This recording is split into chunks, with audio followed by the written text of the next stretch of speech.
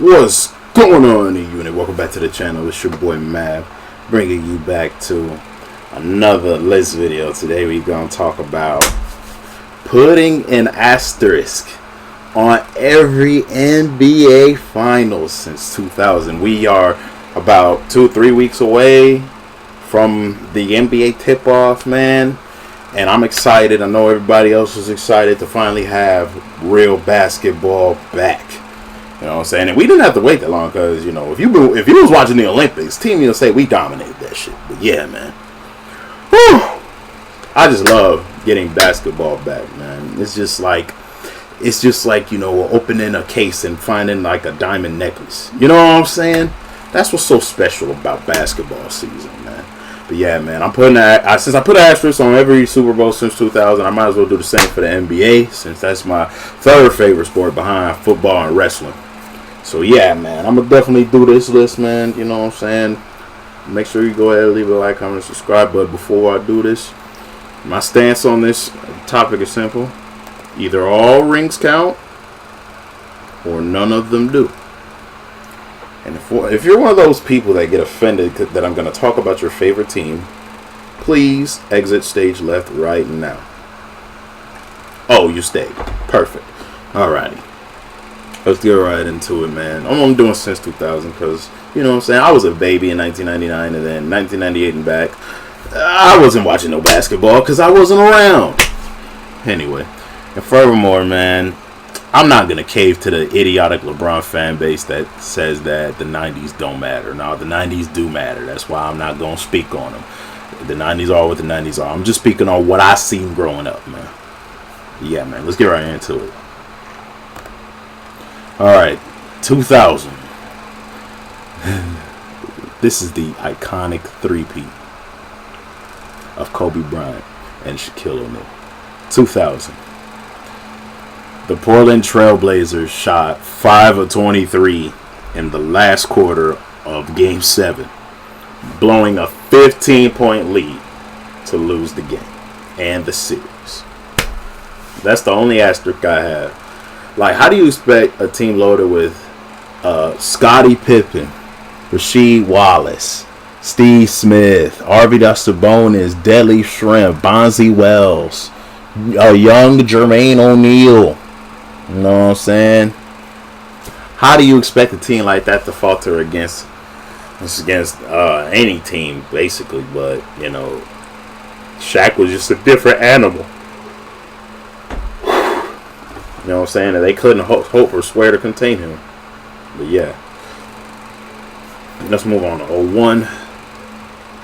And there's a lot of controversy surrounding this. But if there's anything controversial, is what Ray Allen had to say about it. They claim that the 2001 Eastern Conference Finals was rigged, and to his point, there is a little bit of validity to that because him and that Milwaukee Bucks team was some monsters. But look at the regular season series between the 2001 Lakers and the 2001 Bucks. Look at that. The Lakers lost every single one. The Lakers lost both games. So the fact that the Bucks didn't meet them would be another big what if. Because, you know, the season series was 2-0 sweep in favor of Milwaukee. So, yeah. Moving forward. The New Jersey Nets and the Los Angeles Lakers in 02. I think y'all can guess what this one is. Y'all can guess what this one is, man. It's the poor officiating in Game 6 of the West Finals. It is the poor officiating. This isn't a foul. But somehow this isn't a foul on Kobe Bryant. You know what I'm saying? And plus they were calling ticky-tack fouls. Like Vlade Divac literally tapped somebody before going to the basket and they called a foul. But you know what else went in favor of the Lakers? This amazing shot. If Vlade doesn't tip the rebound, if Vlade grabs the rebound instead of tipping it back, freaking Robert Horry wouldn't have been in perfect position to nail that amazing shot. Yeah, furthermore, you can look up referee Tim Donaghy and how the refs were betting on games around that time of year, man. Y'all can look that up on your own. It's a very, very big scandal. I suggest y'all dive deep into it. But yeah, man, moving on to 03, we had the Nets and the Spurs, and it's blatantly obvious. Some of y'all will say the Nets were a weak team, but I'm not gonna trash my favorite point guard of all time, Jason Kidd. I'm not going to trash him. You will not see no Jason Kidd slander in this video. I promise you that.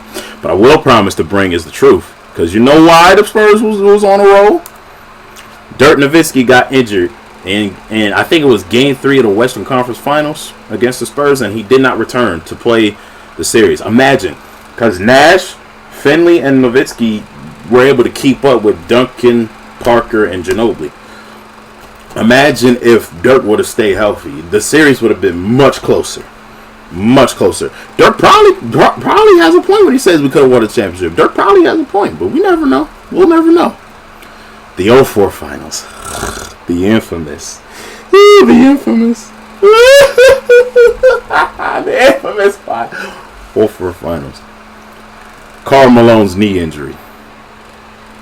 I think that's the only legitimate one, but I'm going to talk about one that ain't so legitimate.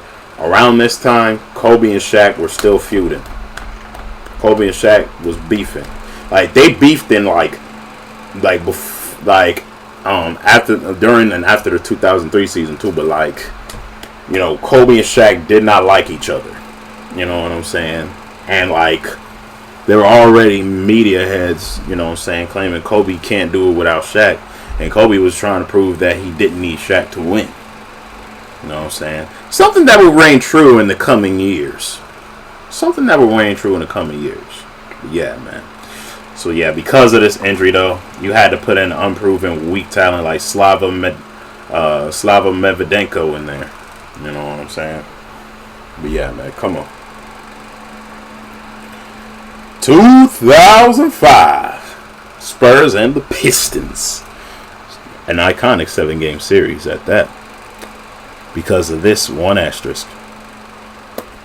If Manu Ginobili doesn't leave Robert Horry wide open, not Manu Ginobili. If Rasheed Wallace does not try to trap Manu Ginobili in the corner, leaving Robert Horry wide open for this amazing shot, the Spurs do not get another title added to their banner. They don't. 06 Finals. The asterisk here. Watch this. Look at the Dallas Mavericks free throw amounts in Game 5. You might see it at the bottom somewhere. And then look at the Heat's total free throws in comparison, and look at Dwayne Wade's free throw attempts. How does he have more free throw attempts than the entire Mavericks team? Damn near. How? Like, he had damn near the same amount, if not more, man. Like, look at that. Look at that. You know, Mark Cuban said that he hired a private investigator to investigate it. But if you ask me, this, you know what I'm saying? Some of those fouls could be here or there. Because referees, they're biased. You know what I mean? But at the same time, you know what I'm saying? Dwayne Wade, he literally could not be stopped around this time of year. Like, I always tell people, Dwayne Wade was the legend before he injured his knees. He was a stone cold killer. The fastest player on the court. That's why they called him the Flash. After his knee injuries, they didn't call him the Flash no more. But yeah, man. Shout out Prime D Wade, man. And this is also Shaquille O'Neal's last championship. But yeah, man. Oh, Spurs and Cavaliers. The LeBron heads. I just dread thinking about them because they're making so many excuses for him in this one.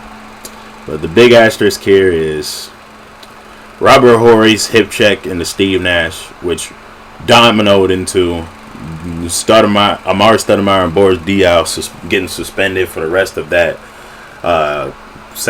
conference semi against them. Not conference semi, I'm sorry. I think it was a conference final. And then they got suspended for leaving the bench too early to go stick up for their friend Steve Nash. You know what I'm saying?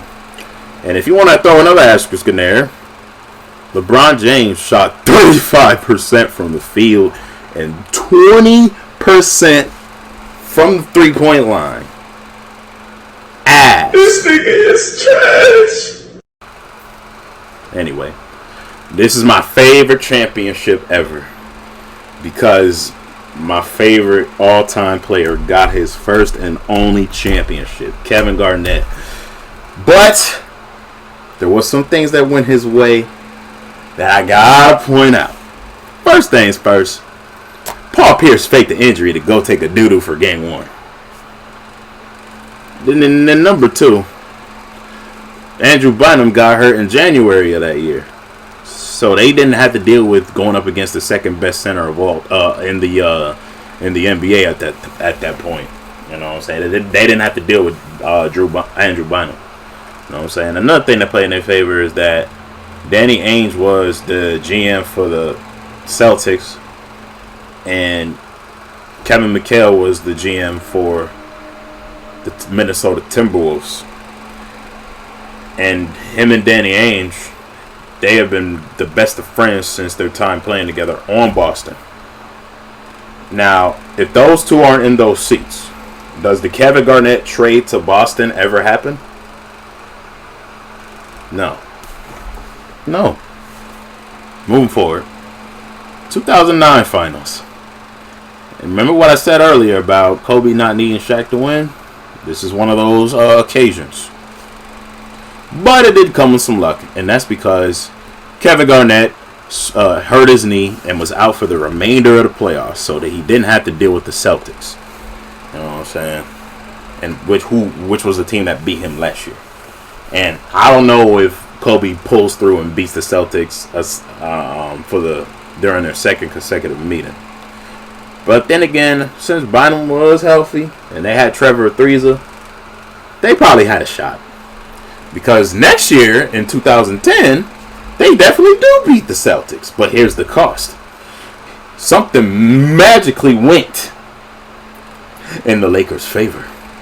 Kendrick Perkins got hurt in Game 6, and he was their primary rebounder and paint defender. You know what I'm saying?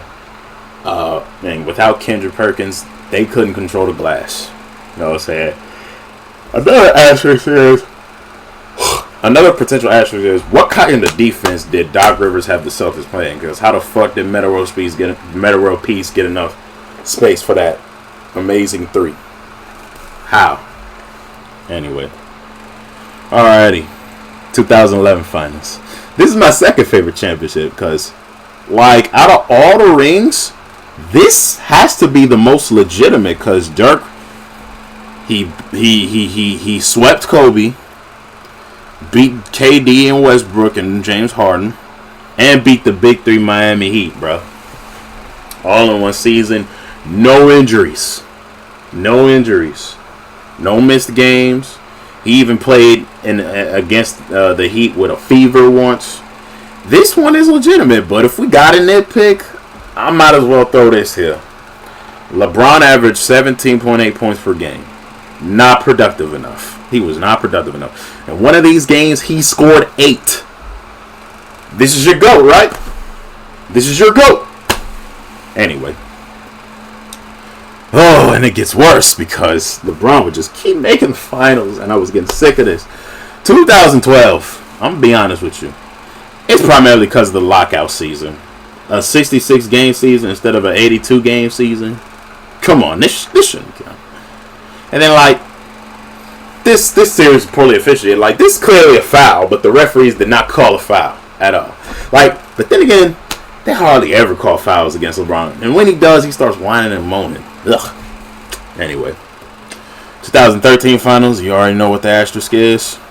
It's Ray Allen's big shot because Tim Duncan should not have been on the bench. Because if Tim Duncan was out there playing, he gets the rebound that Boris Diaw and Thiago Splitter failed to catch. Instead of Chris Bosh catching it and throwing it to the corner for where Ray Allen is waiting to hit this shot. And then furthermore, after that, the Spurs was missing free throws. And then also, Duncan was missing tips and easy layups. Like right here. He missed this layup in Game 7 and he tried to tip it back in and it didn't work. And then also, like, Who the hell let Shane Battier get hot with like 8 threes during this game? Like, he was torching the Spurs around this time. I remember watching this by itself. I remember watching this with Dad. I'm like, man, this dude Battier is smoking. Anyway, 2014 finals. You already know what this is. It's the AC malfunction forcing LeBron to cramp up in his granny panties. If I had to put something in here, it'd be that, because like the Spurs dominated the Heat around this time. They dominated their asses. You know what I'm saying? Like, the Heat got exposed. Like, villain LeBron got exposed. But anyway, the 2015 finals is a dead giveaway. Kevin Love had his shoulder wrenched because Kelly Olynyk was trying to put him in the crippler crossface, and Kyrie Irving busted his kneecap trying to get too fancy with the dribbles. Anyway, 2016 finals. This finals was also poorly officiated because there was a lot of uncalled fouls. You know what I'm saying, that the Cavaliers were committing. But if I had to pick a legitimate asterisk, Draymond Green got suspended for Game 5. And in that same game, Andrew Bogut got hurt and missed the remainder of the 2016 finals. And like, he was the main rebounder and rim protector. The Golden State Warriors had no other rim protectors, so they were crap out of luck when they lost Bogut. Plus, damn, Curry was selling during Game 7. I'm sorry, he was selling hard. Like, who the freak told him to put up those crazy threes at toward the end of the game? Like, I felt like he was purposely throwing it. Like, somebody had to get in his ear and tell him to throw the game. I don't know if it was a bookie or Adam Silver. I don't know, but we're gonna keep it moving. 2017 finals. Everybody in their LeBron head mama wants to tell me it's because the Warriors signed Kevin Durant and they got an unfair advantage. But no, that wasn't the asterisk. The asterisk is Zaza landed in Kawhi's landing zone and Kawhi rolled his ankle, because before this the Spurs were kicking their ass. So I don't want to hear anything about no unfair advantage, okay? 2018 finals. In the Western Conference Finals against the Rockets, Chris Paul busted his hamstring and was out the remainder of the conference finals. And then in Game 7, you know what happened? The Houston Rockets missed not 1, not 2, not 3, not 4, not 5, not 6, not 7, not 8, but 27 straight threes. 27. With the whole whopping total of 7 of 44 from the 3-point line. Ass. That shit is a 2-pack of ass. The fuck are you talking about? That shit stinks. Moving forward. 2019 finals, there's several for this one. If you guys, there's several for this one. You know what I'm saying? There's several for this one. Let me count them all. Kawhi got the lucky bounce, number 1. Number 2, Durant tore his Achilles in Game 6. And number 3, Klay Thompson tore his ACL in Game 7 after a dunk. So yeah, 2020 NBA Finals. Do I gotta explain this one? The bubble championship, man. Like, no crowds and no travel. Everybody's playing in the bubble because of the stupid virus. But even more importantly, the Heat team that the Lakers faced that year was full of injuries. Look at all these injuries. Bam, left shoulder strain.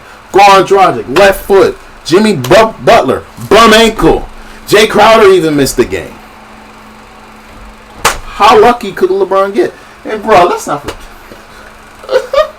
This nigga was carried by Anthony Davis in points and rebounds and blocks. And he didn't get no MVP, man. They gotta give it to LeBron. This is y'all GOAT though. But yeah, man. But next year, I'm like, oh, thank you. I'm so happy the Lakers didn't make this back to the finals. Oh, no more LeBron. No more LeBron. No more LeBron. Thank you, God. Whew. But yeah, this one has a couple asterisks. I mean, Kyrie Irving's injured in the East Finals for sure. Durant's big ass feet. But you know what's the most alarming asterisk? These not even the worst asterisk. You know what's the most alarming one? The Phoenix Suns had a 2-0 lead and blew that shit. This is what happens when you have an old ass Chris Paul as your starting point guard. You gon' choke. You gon' choke. But yeah, man. 2022 finals. To keep it basic, I'ma just say this. If it wasn't for the injuries to Jamal Murray and Michael Porter Jr., the Denver Nuggets probably had the best chance to take out the Warriors, because the Grizzlies were way too young, and I forgot who they faced in the first round that year. I forgot who, but I know they weren't worth a damn. So the Nuggets were legitimately a threat when healthy, which next year would prove, because the 2023 finals, the Denver Nuggets won this in 6 games, but they had some injury luck too. Because if it wasn't for Jason Tatum rolling his ankle in Game 7 of the East Finals, you know what I'm saying, the Miami Heat wouldn't have made it to the finals that year, being the clear underdog. I think the Celtics might have given them a better chance, because, like, you know, this Celtics team had Al Horford and Robert Williams on it, and they were two physically capable inside defenders that could give Nikola Jokic trouble. You know what I'm saying? At least around this time, but we will never know because we can't reverse time. And then lastly, we got this year's finals, 2024. There's 3 big asterisks. I don't hate the Celtics. I promise you, I don't hate the Celtics. But there's 3 big asterisks on if these injuries did not happen, the Celtics do not make the finals or win it. Jimmy Butler gets hurt against Philly, and then, like, going into the first round against Boston, he doesn't even really play that many games against them. And then Donovan Mitchell got injured in the series against Boston. And then Indiana, Tyrese Halliburton, the point guard, got injured too in Game 2 against them, thus leading the Celtics to sweep the Pacers. So yeah, and then, like, even if they would have faced the Knicks, it's still a joke because the Knicks were banged up this season too. You know what I'm saying? But yeah, man. But you already know what my opinion on this whole ordeal is. All rings count. There's a luck factor in every chip. And that's going to be it for the NBA asterisks. I probably will add some asterisks come February and come June, because those are going to be the next championship and playoff series enders. But yeah, man. If you guys enjoyed this video, don't forget to leave a like, comment, and subscribe. Hit the notification bell so you know whenever I upload. Go Timberwolves. And until next time, I'll see you in the next list video. Deuces.